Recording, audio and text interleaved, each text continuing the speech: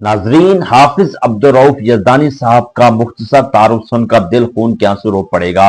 हाफिज अब्दुर्रऊफ यज़दानी साहिब मसलक अहले हदीस के एक मारूफ, जरी और बेबाक खतीब, दाई और मुबल्लिग हैं। उनकी जिंदगी तौहीद व सुन्नत की दावत, किताब व सुन्नत की सरबुलंदी, शिर्क व बिदअत के रद्द और हक गोई और इस्तिकामत से इबारत है।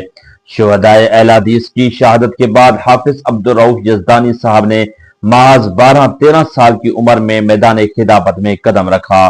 कम उम्री से ही उन्होंने दीन की दावत को अपना मिशन बनाया और दुश्मनाने इस्लाम को ललकाराने के साथ साथ शिर्क व बिदअत का सरेआम चौक चौहटों में जनाब रद्द किया।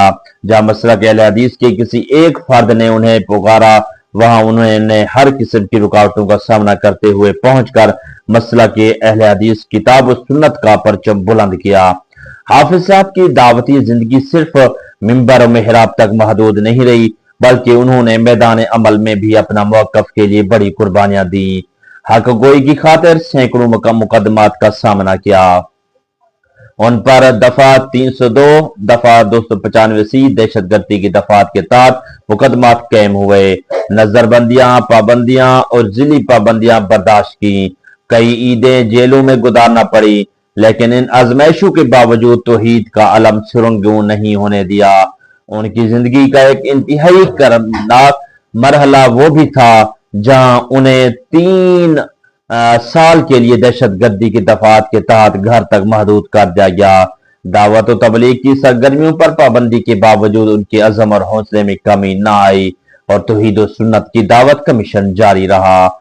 इसी दौरान उनके वालिद मोहतरम कारी अब्दुल गफूर रहमतुल्लाहि तआला अलैह को रोजे की हालत में इंतहाई दर्दनाक तरीके से शहीद कर दिया गया।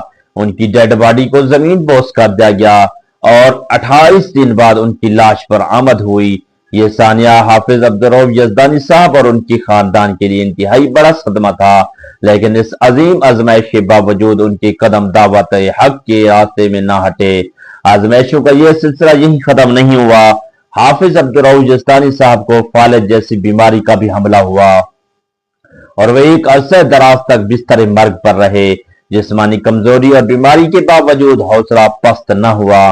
तबलीग की मिशन की गाड़ी चलती रही और बीमारी भी उनकी अज़म, हौसले और दावती जज्बे को शिकस्त न दे सकी। फिर जिंदगी में एक ऐसा आसानिया भी आया जिसने हर बाप के दिल को चीर कर रख दिया।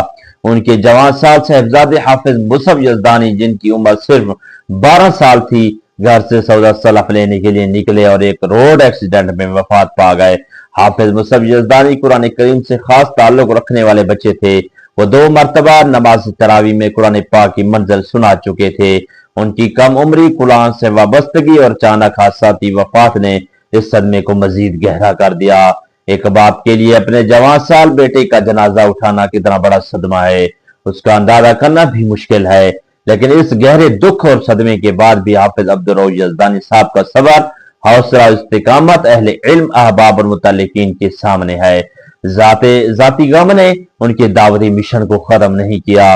आज भी वो तौहीद सुन्नत की दावत और किताब सुन्नत की सरबुलंदी के लिए अपनी जदोजहद जारी रखे हुए हैं। हाफिज अब्दुर्रऊफ यज़दानी साहब की किताबत में बिलखुसूस तौहीद सुन्नत, सुन्नत अकीदत और अहले हदीस, शिर्क व बिदअत का रद्द, सीरत नबी सल्लल्लाहु अलैहि वसल्लम, फज़ाइल सहाबा किराम रज़ियल्लाहु तआला अन्हुम, दिफाए सहाबा, फिक्र आखिरत और इस्लाह माशरा जैसे मौज़ूआत नुमाया हैं। उनका खतीबाना अंदाज जोश, जुरत और बेबाकी और हक गोई से भरपूर है। वो मुश्किल हालात में भी अपने मौक़िफ़ के इजहार के पीछे हटने के बजाय किताब और सुन्नत की रोशनी में बात पेश करने के लिए मारूफ हैं। हाफिज अब्दुर्रऊफ यज़दानी साहब की जिंदगी को देखा जाए तो यह सिर्फ एक खतीब की जिंदगी नहीं, बल्कि आजमाइशों, कुर्बानियों, सब्र, इस्तिकामत और दावत तौहीद से वाबस्तगी की एक तवील दास्तान है।